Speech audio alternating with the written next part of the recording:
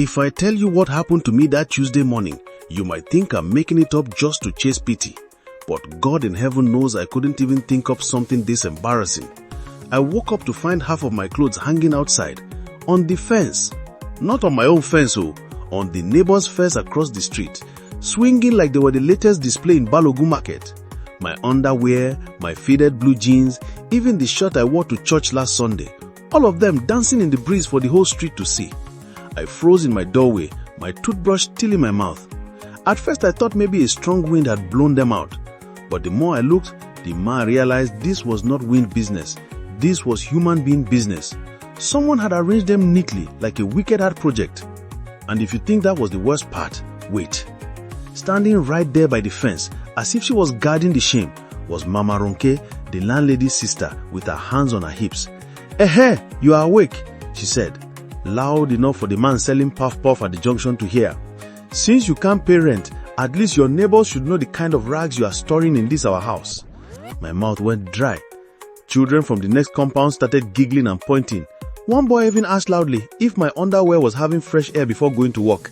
I wanted the ground to open and swallow me, but instead I stood there frozen, foam from my toothpaste dripping down my chin. That's when I knew this was war, and Mama Ronke had just fired the first bullet. I didn't even bother asking her why she did it. I already knew. For the past 2 months, my rent had been crying inside my landlord's pocket without ever entering it. And although I was dealing directly with him, Mama Ronke had decided to become the minister of shame in the compound.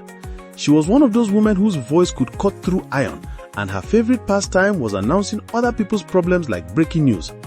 The moment she saw me standing there, still in shock, she clapped her hands 3 times.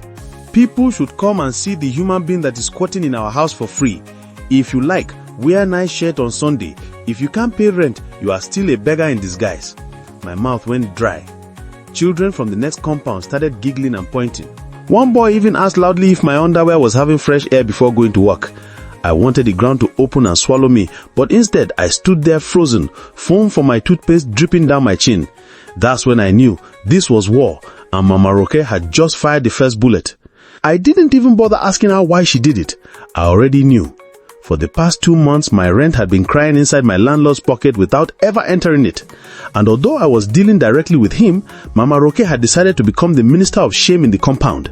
She was one of those women whose voice could cut through iron, and her favorite pastime was announcing other people's problems like breaking news. The moment she saw me standing there, still in shock, she clapped her hands 3 times. "People should come and see the human being that is squatting in our house for free.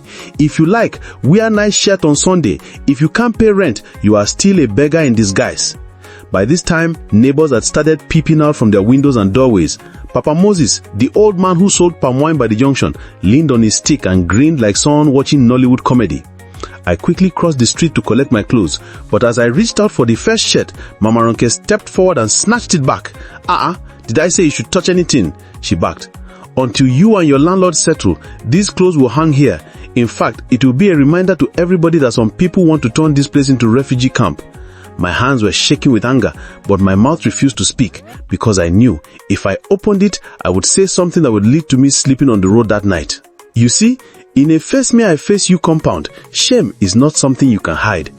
Even if you lock your door, the shame will just stroll in through the window. And that morning, my shame had already started going viral without internet. Mama Esther, who sold akara by the corner, passed with her tray and gave me that pity smile that is worse than insult. "My son, sorry it's not easy," she said, but before I could thank her, she added, "But really, try to respect yourself and pay small. This woman no get joy." Her voice was loud enough for the bricklayer mixing cement outside to hear, and he chuckled like my life was the latest gossip in town. By the time I managed to sneak my toothbrush back into the house, I heard loud laughter coming from the corridor. My closest neighbor, Bode, had just returned from night shift. He saw my shirts flapping on the fence and burst out laughing. "Guy, your clothes don't they do compound parade?" he teased. I forced a laugh, but inside I was boiling. This wasn't just embarrassment anymore, it was a declaration of war. And the problem with war in the compound is that it's not fought with guns, it's fought with public disgrace, loud voices, and wicked timing. And from the way Mama Ronke's eyes followed me whenever I passed, I could tell she wasn't done yet. By evening, things got worse. Just when I thought the whole drama would end after people got tired of looking at my fence exhibition, Mama Ronke decided to upgrade the punishment. She brought out my blue bucket, the only one I owned, and placed it beside the clothes. Then she shouted loud enough for the entire street, "If you need to borrow bucket, come and take this one. It belongs to our special tenant who is enjoying free accommodation." People laughed like hyenas. One man passing even pretended to take it, then looked at me and said, "Abega, I go return am after fetching 2 drums. I tried to ignore it, but the worst blow came when 2 small children from the compound started singing a song they had just invented. Free house, free bucket, free clothes on the fence. They danced around me, clapping their hands, their bare feet slapping the ground. I wanted to chase them, but I remembered they were their mother's spies. One wrong move and my gist would be flavored and served to the whole compound before nightfall. So I swallowed the anger like bitter medicine and went inside.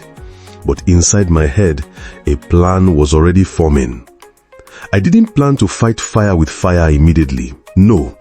If you rush in a compound war, you will lose before you start. I decided to lie low, act humble, greet her every time, even call her Auntie Ronke with my sweetest voice. It worked.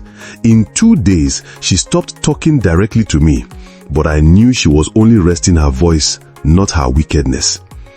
That's when Bode told me something interesting. Apparently, Mama Ronke was planning her 50th birthday party in the compound the following Saturday. She had been boasting about how she would show these small girls how to celebrate like a queen. She was renting canopies, chairs, hiring live band, the full package, and she wanted the whole neighborhood to see she was a big woman. The moment I heard that, my brain started turning.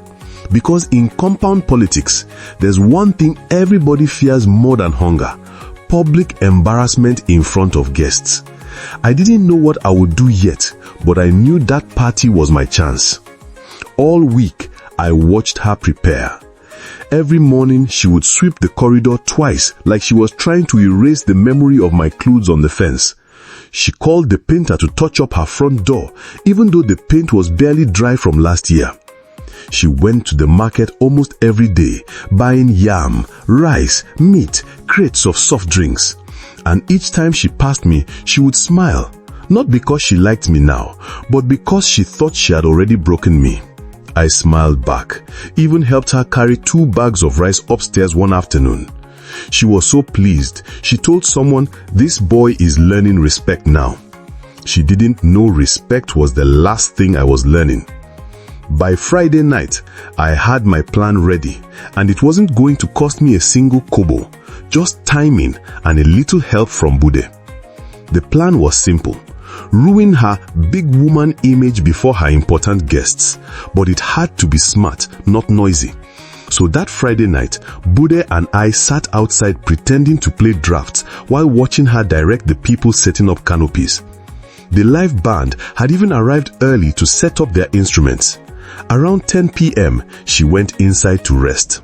That's when I quietly walked to the corner of the compound where her giant cooler of raw meat was sitting in the open, covered with just one nylon. I didn't touch the meat though.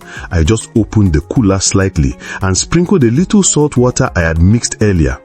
By morning, it will start smelling like something from the dustbin. When Bode asked why I didn't just steal it or throw it away, I told him stealing is crime, spoiling is accident. Saturday morning came, and the compound was busy like Oshodi market. People were carrying chairs, the band was testing microphones, and Mama Ronke was moving up and down in a shining gold wrapper, her head tie looking like it could block traffic. By noon, guests started arriving, women in matching lace, men in agbada, children in their Sunday best. Everything was going well for her until the caterer opened the cooler of meat. The smell was so strong, it slapped people in the face before the cover even came off. "Chineke," one woman shouted, holding her nose. Another guest whispered loudly, "Did they bring this meat from the mortuary?" Within minutes, the gist started flying. Mama Ronke rushed over, her smile frozen, trying to blame the caterer. But the caterer, who didn't want to die alone, shouted back, "Madam, na so you give me yesterday night oh, I talk say cover am well, you no gree." The embarrassment was delicious. Guests started murmuring, some already pushing their plates away. A man in a cream-colored agbada laughed so hard he almost spilled his drink. "Big woman with dead meat," he said, shaking his head. And because this was Mushin, children didn't help matters. They started running around singing, "Smelling meat, smelling party." The live band tried to keep playing, but even they were covering their noses between songs. I sat in my doorway, pretending to look confused, asking Bode in a loud voice, "Ah, what is that smell? Is something burning?" He almost fell off his chair laughing. Mama Ronke avoided my side of the compound completely, but I saw the way her eyes were red with anger. She knew this was my handwork. She just couldn't prove it.